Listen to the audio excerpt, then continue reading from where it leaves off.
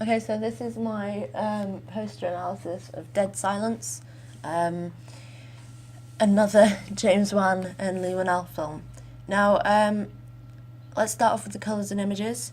The black here is very common in horror. You have that childhood scare of the dark, fear of the darkness, and it scares you without you really knowing it. It's a bit of an instinct, really. Then you've got the sort of peachy colours. Black also stands for dark themes, funeral colour, so it's the colour of death. This doll could bring death. Whatever's behind the doll, it's a ventriloquist dummy. It makes us. Oh well, we'll get onto the ventriloquist in a minute, but the black is very dark themes, very scary. You get scared in the dark. You don't know what lurks in the dark. All that sort of thing. Then we have the red of his bow tie and his lips and the writing at the bottom there. And that's synonymous with danger, blood. So you can see that blood will be spilt in this film. It's not going to be very pretty. This doll represents danger, and you don't really want to go near this doll. Basically, we know that the doll is the threat, or something behind the doll is the threat, and don't really want to get involved with it. That's what it tells us. Then you've got the peachy colour of the skin, the brown and of the wood. Now that's usually quite an earthy colour, so that could represent sort of being buried alive, the ground, the soil returning to dust as you do, returning to the ground when you die. And it's also, it shows wood, which is what these puppets are made out of. Wood tends to be quite a sturdy, you see an oak tree and you think, oh, that's not really going to fall over, is it?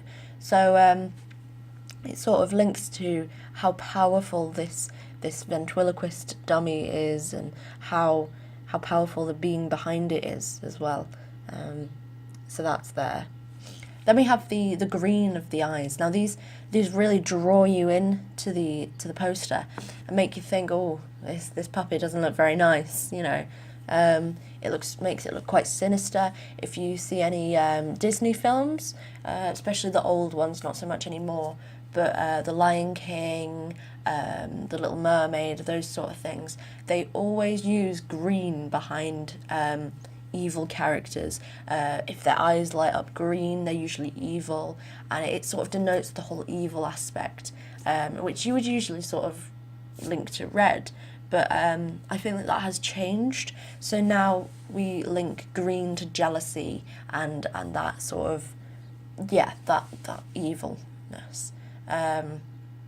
It also does make you look at the eyes. If you see that poster, you're looking straight at the eyes. It pops out massively against every other colour. It's very good, yeah. Then we've got the writing. Actually, no, we'll go for the images. Then we've got the dummy picture. This doesn't include the hand for the moment. So the dummy, it's a ventriloquist dummy. You can see that by the mouth.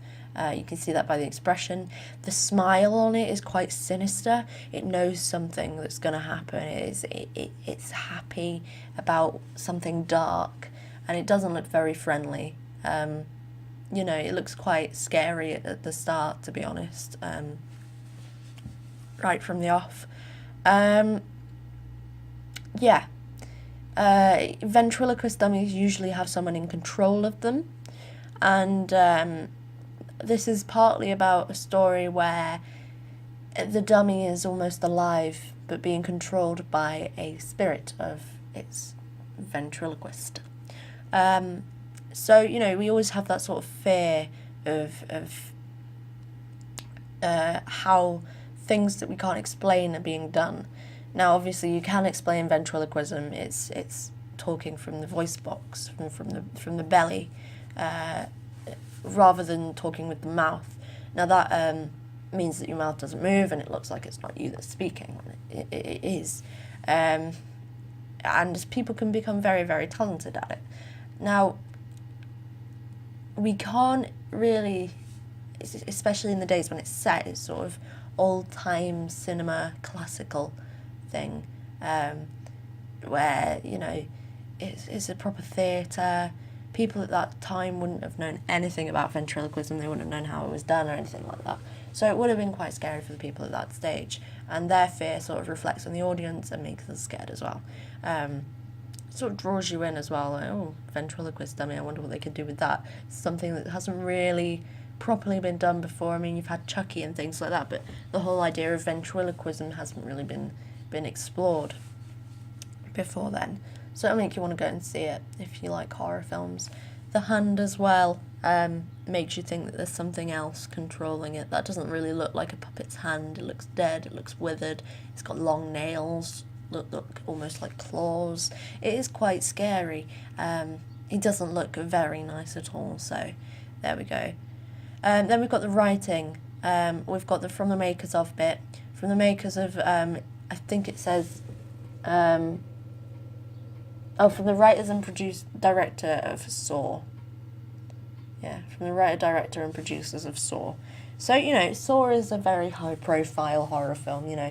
It was the first sort of torture porn film that was made, really. It was very, very, very different. This whole idea of someone torturing someone for a cause and that sort of thing. Although that wasn't explored in the first Saw, it did spark questions, and people were very, very confused about it, and they absolutely grabbed it with all they lapped it up massively. It was brilliant. Now the font of that is it's sans serif. It's a nice white font. It's good. You know, it's fine. It's very easy to read if it's not this small. And yeah, that's what tends to be used on pictures, on posters, as we can see. Then we've got the title, Dead Silence. Now, dead in itself, it connotations of death everywhere with that one, you know, Dead Silence. So you know it's not going to be a particularly good film, well, not good, nice film. It's probably going to have death in it. It's probably going to be quite scary.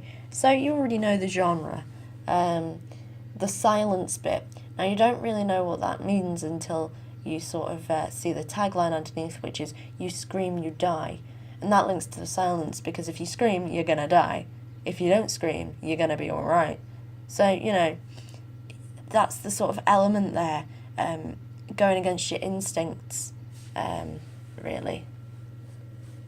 Then you've got the cast and crew, which is on most posters. You've got the distributing company logos, you've got the rating, and then you've got coming soon. So it had no set date yet, obviously. And that seems to be a variation, either an event in the year, Halloween, Easter, whatever, or coming soon, or a specific date. That seems to be what you go with these posters. And that is it for Dead Silence.